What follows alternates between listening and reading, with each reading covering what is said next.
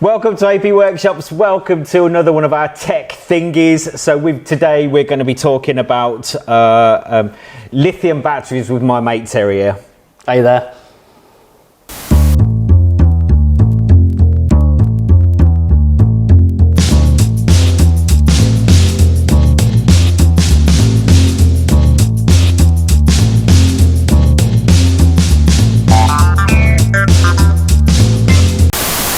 So welcome to AP Workshops, Terry. Now I'm not going to lie to you, I've known Terry for a damn long time. It's been 84 years. So he was a hardcore Gen 1 owner back in the days, but I've known Terry for a long time. So this is Terry from Hoco Parts.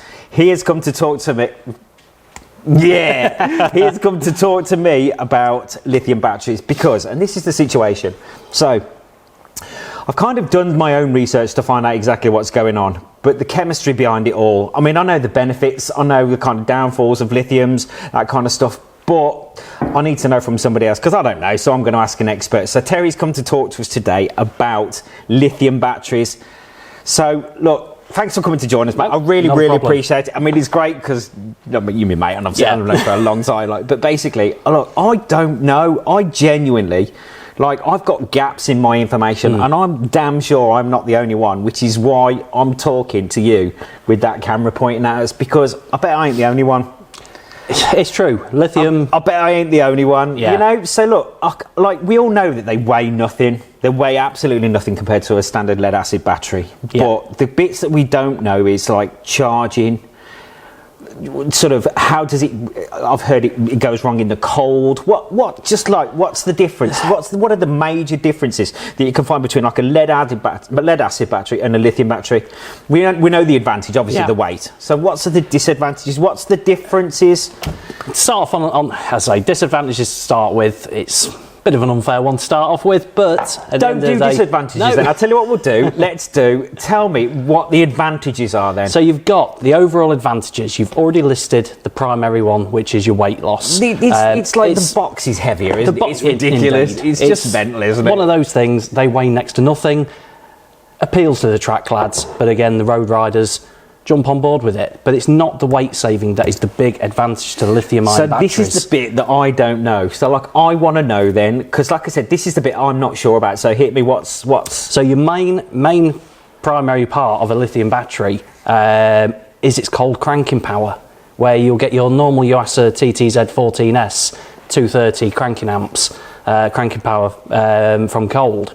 One of these will crank out at minimum of 250, 260. And as you know, with a Gen 1 motor, they need to be turned. Okay, so like the initial punch, the CCA rating is stronger on a lithium battery over a lead acid. So they rate these rates sort of like a much. So the CCA rating was I think it was 205, isn't it, on the CCA rating on the YTX? So what would this be like? So these will be about 230.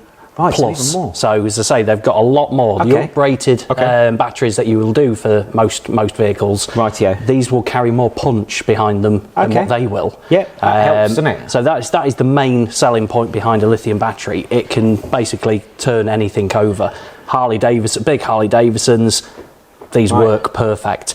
You get different variations though of lithium batteries. So you'll have the Shido, brilliant battery, has its own battery tester on top, things like that. Right. Oh yeah, it does. Yeah, press the button. I've never seen that. Press it and you'll light up. Yeah, I get it. Yeah, so it'll tell you when it's fully charged, when it's flat, bits and pieces like that. Oh my God! Wow! But you'll get, as I say, the likes of Shido, they have very good cold cranking amps behind them. Right. And then you move on to, if you want something with a bit more punch behind it, the Alliant lithium batteries, but it's all down to the cold cranking power of the battery, what it can turn over. So that's the main advantage. That is one of the your punch main, it gives in the first instance. Okay, I get that. The next main advantage is your sizing. You've clicked onto the sizing wise of it. It's tiny. An Aprilia battery. Yeah, look at the size of that compared to like a normal lead acid. It is absolutely tiny, isn't it? But then that will do the same job. And then you've got this one, the Alliant. It will do the exact same job. Look at it's tiny. It weighs next to nothing. The space, so if you're building specials, things like that, where you've got limited working area, it'll sit where you need it to. So you've got to remember the battery casings and battery technology for a lot of lads, just say for the Gen 1 lads, basically that bike would have started its development time in 95, 96, wouldn't it? So basically that battery technology's moved on that much that we're looking at that. Wicked. So it's the space factor. Yeah, that works into it as well. Okay. Just the whole construction of it. With most lithium batteries, they have all their individual cells in there, unlike a lead acid, which will have, I think it's normally about 6 or 12 rows in there. Yeah. These will have multiple cells, small little round ones, just sitting there. That's what makes it more compact and allows it to have more punch behind it. So, is there anything else other than the crunch? The crunch, yeah, the power that it's got to produce. In the first instance, the lightweight, the size. So, aside from the fact that it's smaller, from that. sounds like a Monty Python thing. So beside that, what else? They do? It's also how long they will last. Okay. This, for instance, the Alliant lithium battery, you'll buy one, you can sit it on your shelf. As long as it's cool temperature, nice cold temperature, it will outlast a lead acid battery on the shelf that's been activated. Right. I've always got to say when it's been activated, so once you've added the acid, it's activated. The shelf life, that's absolutely spectacular, no problem. Okay, and then we've got size. So aside from the shape, aside from the weight, the space that it takes up, so aside from all of that good stuff, most of that is covered. Okay. As I say, there is down, as we'll touch on to the downs. Now tell me, because we're back in the real world. This is the one that we all live in. This isn't sales. Sales thing. This is the one that we are. Like I said, this is what we all live in. This is. So what's the? There's got to be a disadvantage. I mean, I know of a couple, but go on, talk to me. No. What do you know is your couple? It's the cold temperatures that these batteries will not take. Yeah, that's it. They have to be. Let me fill you in on the detail that I know, and this is, like I said, this is why I'm asking you here, because I don't know. But basically, if it's cold temperatures, you've got to turn the ignition on to allow the battery to kind of like almost warm up, or activate or become active, or so. I'm not 100% sure of the correct terminology, but it's got to be allowed to be sort of built up. Yeah, basically you are right on that. You do say if we get into the temperatures we've had over the last few weeks, where it's been very, very cold. It is at this point in time. It's not been enjoyable. February. It is February. So if you're watching this at a different time, it is February. So February in the UK is cold and not very nice, and everybody's a bit fed up and wanting and looking for some sunshine, that kind of thing, so we can ride our bikes again. But so what are we saying? Degrees? We're looking at anything from about 4 degrees down. Yeah. So if you're fortunate to be in a different country completely that's got a cold temperature, they're going to be working hard. But like I say, when it is in the cold temperature, as you mentioned, ignition on, because it allows some current draw to then go through the bike itself, through the loom, through to the battery, and it's alive then, it's ready to rock and roll. So what kind of times are we looking at? Now I heard it could be like 30 seconds, turn it on, leave it 30 seconds, should be ready to go. 30 seconds is what I work by. There you go. I've had people that have fitted them, said that they don't fire up, and then once you go through that basics with them, it fires. I genuinely, as a little bit of a story, but basically there's a mate of mine, Andy, who is in Scotland, and Andy basically is my hero. He's my absolute hero. Basically, he looked after us for some tour dates. So the Scottish lads that managed to go to any of the tour dates, it was at Andy's house, because he's just the most amazing bloke ever. But basically, and if you're there, mate, I love you, take care. He had a problem with his Fireblade track bike, where he turned it on and tried to start it, and it is colder in Scotland, okay, but that's it. But basically, he tried starting it in the cold, and it wouldn't start because it needed to be turned over quite quickly. Probably, I don't know what the situation was, but it wouldn't do it.